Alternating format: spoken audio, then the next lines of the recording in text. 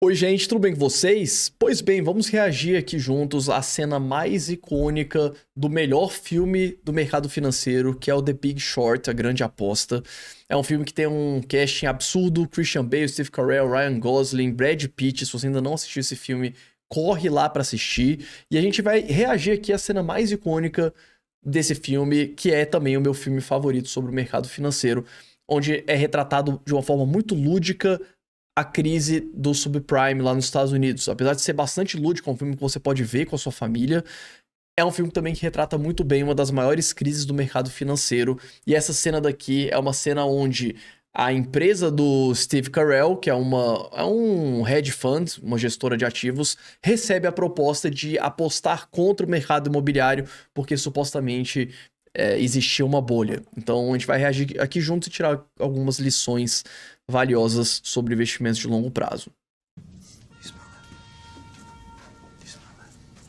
I smell money. This is your basic mortgage. Okay, hi. How are you? Have a seat. Okay, Mr. Bennett from Deutsche Bank. Here we have. O que acontece? No mercado institucional, até para contextualizar quem nunca assistiu o filme, no mercado institucional, que é representado aí pelo Mr. Bennett, que é o Ryan Gosling, o mercado institucional está o tempo inteiro oferecendo produtos para outros investidores institucionais. Então, por exemplo, ele representa aqui nesse momento o Deutsche Bank e ele está apresentando um produto de investimentos para o hedge fund do Steve Carell. Então, igual a gente tem no mercado de pessoa física, os assessores e as corretoras oferecendo produtos para os investidores de pessoa física, isso também acontece no mercado institucional. Na época que eu trabalhava em fundo de pensão, a gente recebia praticamente toda semana reunião com gestor, com institucionais, enfim, mais ou menos nessa dinâmica aqui.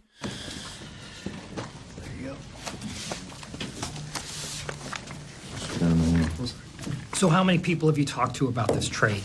A few. There's definitely some interest. Oh, my boss would have my ass. You crazy, Jerry? not gonna Get lost, Jerry. Fuck you. Which is why you're here talking to us. A wrong number. Sounds like there's a lot of interest. All right. A few people have invited us in just to laugh at me on this deal. Is that you? No. Is that what this is? That's not what this is. That's just how Mark is. O que é interessante aqui, pra quem nunca assistiu o filme, é que eles atenderam essa ligação e parece que essa história é verdade. Eles receberam a ligação por engano. Então, o Bennett, que tava querendo vender o produto pra eles, que a gente vai falar um pouquinho daqui a pouco, ele errou o número, ligou no número errado, porque deviam ter outros hedge funds aí, eles acabaram atendendo e marcaram a reunião com ele. See what you got. I'm sorry. You smell that? What is that? What? What's that smell? The cologne? No. Opportunity. No. Money. Okay. I smell money. Okay. Chris. God damn it. Sorry. This is your basic mortgage bond. All right? The originals were simple.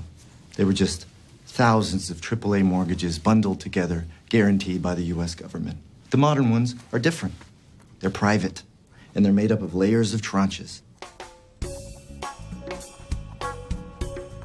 Isso, para ter um contato mais próximo com um veículo que é um pouco parecido com isso daqui, seria aqui no Brasil os FDICs e os fundos de crédito de uma forma geral, né? Você tem um fundo com um monte de crédito lá dentro e aí alguns créditos são A's, outros são B's, outros são C's. Você tem agências de rating dando nota para essas carteiras. Você tem carteiras de crédito que são mais focadas em A, AAA, AAA, outras que são já mais de high yield, né? Então a gente chama essa parte menos arriscada de high grade e a parte menos arriscada de high grade e a parte mais arriscada de high yield.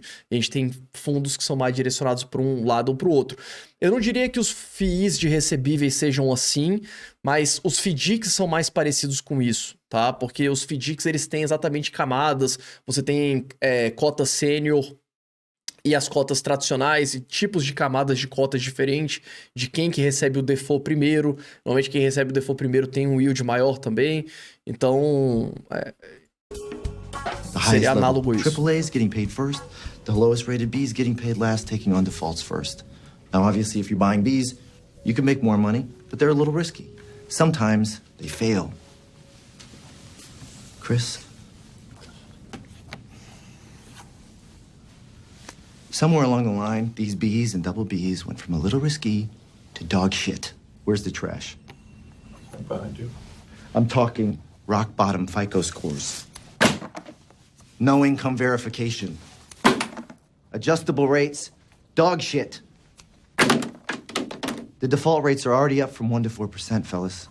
And if they rise to 8%, and they will, a lot of these triple Bs are going to 0 too. And that, you're too close, is an opportunity.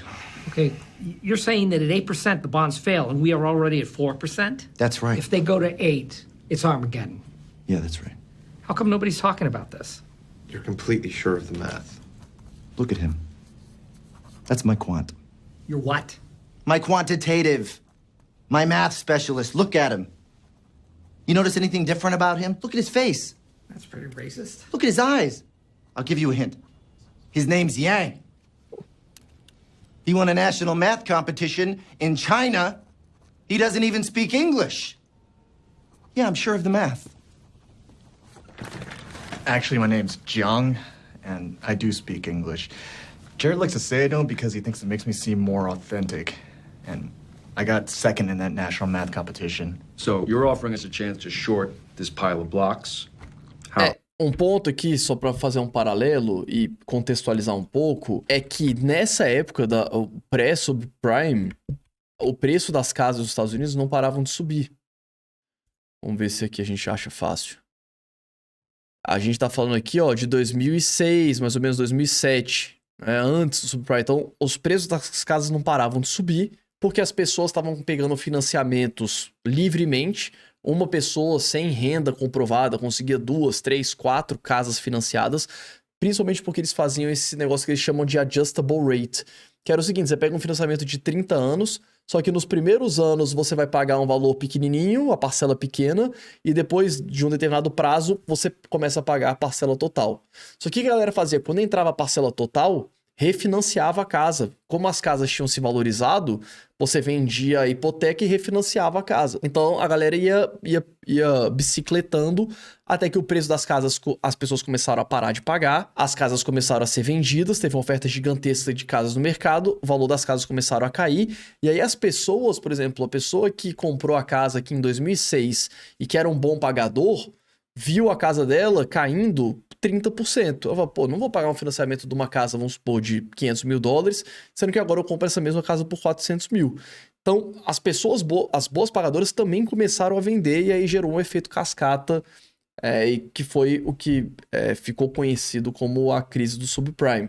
Mas o que eles estão vendendo ali, o que o Jared estava tentando vender, o produto, a pilha, é um produto que aposta na venda, é uma aposta contrária às hipotecas, onde o Steve Carell e a equipe dele, o hedge fund, ganharia com a queda. Um paralelo que a gente pode traçar seriam com os fundos de recebíveis. Então eu peguei aqui, por exemplo, o Canip 11, que é um dos maiores fundos de recebíveis da Bolsa aqui do Brasil, com 7,48 bilhões de reais de valor de mercado. E quando a gente abre a carteira de um fundo desse de recebível, isso vale para todos os fundos da Quineia, para todos os fundos das outras gestoras, o que você vai ver é uma carteira cheia de certificados de recebíveis imobiliários com uma certa marcação a mercado do valor que supostamente isso vale. Lembrando que muitos desses recebíveis, eles não possuem negociações a mercado, então as gestoras precisam considerar o índice de inadimplência dos recebíveis subjacentes dentro desses CRIs, porque aí depende de CRI para CRI, mas às vezes um CRI é um grande aglomerado do que a gente chama de CCI, que é a cédula de crédito imobiliário. Então, por exemplo, você tem um financiamento de um loteamento, com cada pessoa física pagando uma parcela de um lote, e tem lá 1000 lotes de vários empreendimentos, tudo agrupado dentro de um CRI. Você tem como abrir isso e ver como que as coisas estão andando ali dentro. Então, dentro de cada um desses CRIs, você pode ou não ter várias pessoas que são os devedores e que estão pagando ou não com índices de inadimplência diferente. Então, por isso que eu sempre falo para vocês, é muito importante quando você for investir num fundo de recebível, você investir numa gestora que seja muito boa e muito ilibada. Como, por exemplo, a Quineia. Na minha avaliação, é a melhor gestora que a gente tem no mercado de fundos imobiliários aqui no Brasil, porque você investir num fundo de recebível nada mais é do que você dar uma carta em branca para a gestora e confiar nesses recebíveis que estão sendo investidos e na marcação deles, no valor justo de cada um deles. Então é muito importante você investir numa boa gestora. Lembrando, se você é novo por aqui, eu não tenho nenhuma relação comercial com nenhuma instituição financeira, então a minha opinião é isenta, eu sou analista de valores imobiliários, então não estou fazendo uma propaganda para a Quineia, mas eu estou exemplificando porque você como investidor, você tem que confiar que esses recebíveis estão atendendo a política de investimento do fundo e que são bons investimentos porque a gestora está fazendo. E você confia na gestora, diferente de um fundo de tijolo que você sabe quais são os imóveis, a localização, são poucos imóveis e tudo mais. With something called a credit default swap. It's like insurance on the bond, and if it goes bust, you can make 10 to 1, even 20 to 1 return, and it's already slowly going bust. 10 to 1, 20 to 1? No way. And no one's paying attention.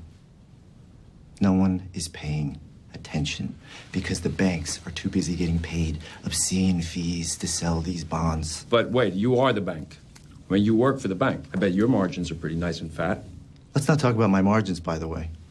Being nice and fat, that's a nice shirt. Do they make it for men? Aren't you the bank? I work for the bank. I don't think like a bank. Big bank, small bank, I like to make money. All right?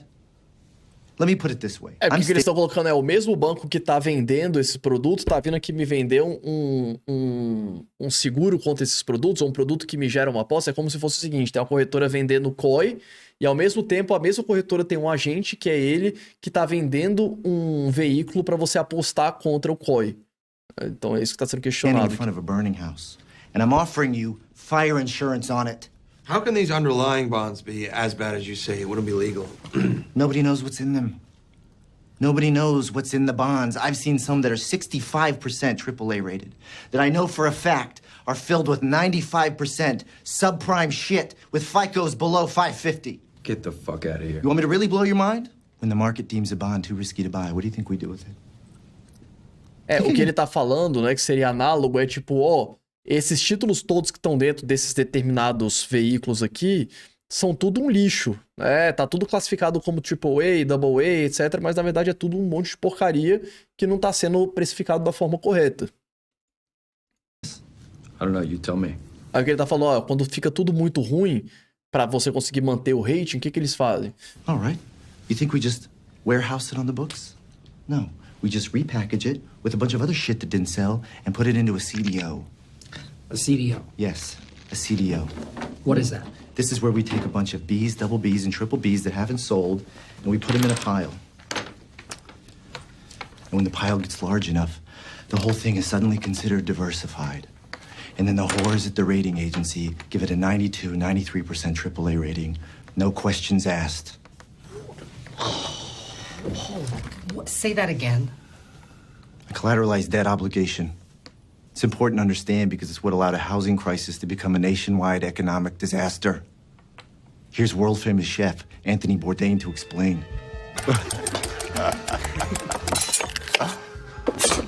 Okay, I'm a chef on a Sunday afternoon, setting the menu at a big restaurant. I ordered my fish on Friday, which is the mortgage bond that Michael very shorted. But some of the fresh fish doesn't sell. I don't know why. Maybe it just came out halibut has the intelligence of a dolphin. So what am I going to do? Throw all this unsold fish, which is the triple B level of the bond, in the garbage and take the loss? No way. Being the crafty and morally onerous chef that I am, whatever crappy levels of the bond I don't sell, I throw into a seafood stew. See, it's not old fish. It's a whole new thing. And the best part is they're eating 3-day-old halibut. That is a CDO. Well, I just need to know how these could possibly be correlated. So somehow you're like the Dora the Explorer, and you're the first person who has found this thing. Eu ia ser esse cara aqui na vida real. Eu ia falar, então, né, porque normalmente você é adepto da pós-mercados eficientes, ia falar, então você é o único que sabe disso tudo e não tem ninguém falando. Vou até voltar aqui pra... That is a CDO. Well, I just need to know how these could possibly be correlated. So somehow you're like the Dora the Explorer, and you're the first person who has found this thing. Hold on. So mortgage bonds are dog shit. CDOs are dog shit wrapped in cat shit. Yeah, that's right. Okay. O que a gente viu também, por exemplo, alguns fundos imobiliários, se você for pegar de recebíveis, né, tipo hectare, tiveram uma queda absurda de 86% na cota, porque os recebíveis lá dentro meio que viraram um pó. Não eram recebíveis de multipropriedade, né? totalmente diferente do outro FII que a gente avaliou aqui do Canip especificamente. Mas o que ele tava colocando é, cara, tudo que tá dentro desses porque também não eram todos as hipotecas que eram podres, né? Eram algumas. Então ele tá falando, cara, essas aqui não são o que eles estão falando. Então eu consigo te oferecer um produto que você ganha com a queda, que é basicamente você operar vendido, ou você fazer um credit default swap, né? Que eles chamam. Institutions treat these CDOs like they're as solid as treasury bonds and they're going to zero. No, it can't be right. There were $500 billion in housing bonds. So last year alone, the ratings agencies, the banks, the fucking government, you're saying they're all asleep at the wheel? Yeah. My whole department's long on this stuff. They call me Chicken Little. They call me Bubble Boy. A's, 0. B's, 0. Double B's, 0. Triple B's, 0. And then that happens. What is that? That's America's housing market. Thank you. Fucking hey, Jared. Shut Um lance que é interessante também é que você vê que eles estão desconfiados ali do outro lado da mesa, porque esse produto está sendo vendido por ele, que representa um banco que ele pessoalmente está ganhando uma comissão elevada por estar empurrando isso para eles. Então, veja que é uma outra lição, né? Toda vez que tem alguém te vendendo alguma coisa, recebendo uma comissão, existe um conflito de interesse, você deve ficar desconfiado daquilo que está sendo oferecido. Nesse caso aqui, aparentemente, ele estava certo. Fucking mouth. Hang out with you. Good. Okay. Stack up, do the deal. Let's be friends. We will see. Thank you. Don't bullshit me. All right. You're gonna say no, aren't you? No, I'm just evaluating right now. Thank you. Thank you for being here. Bye, Gerald.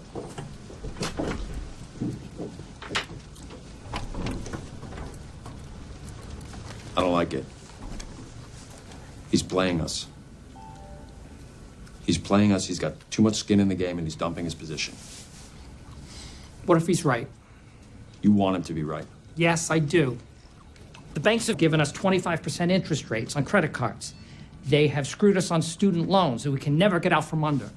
Then this guy walks into my office and says, those same banks got greedy, they lost track of the market, and I can profit off of their stupidity. Fuck, yeah, I want him to be right. I mean, how come you don't hate this guy? He's everything you taught us not to trust. I can't hate him. He is so transparent in his self-interest that I kind of respect him. Would I buy a car from him? No. Is he right about the mortgage market? Let's find out. Let's find out. Look, it's two very simple questions. Is there a housing bubble? And if there is, how exposed are the banks? Yeah, okay. Let's get on this quickly, too, because if he's right, every loser with a couple $1 million in a fund is going to be jumping on this. Let's go. É isso aí, pessoal. Então, pelo nosso vídeo de hoje é isso. Espero que vocês tenham gostado. Acho que deu pra gente tirar aqui algumas lições valiosas pro longo prazo. Me conta aqui embaixo. Você já assistiu The Big Short? Tem algum outro vídeo que você queira que a gente reaja? Ou você tem alguma dúvida específica sobre o que a gente tratou aqui em relação aos fundos de recebíveis imobiliários? Ou eventualmente algum FDIC que você invista, ou algum outro tipo de produto? Deixe sua dúvida aqui embaixo que eu sempre respondo. Tento responder todos vocês. Eu sempre leio todos os comentários. Um abraço e a gente se vê no próximo vídeo.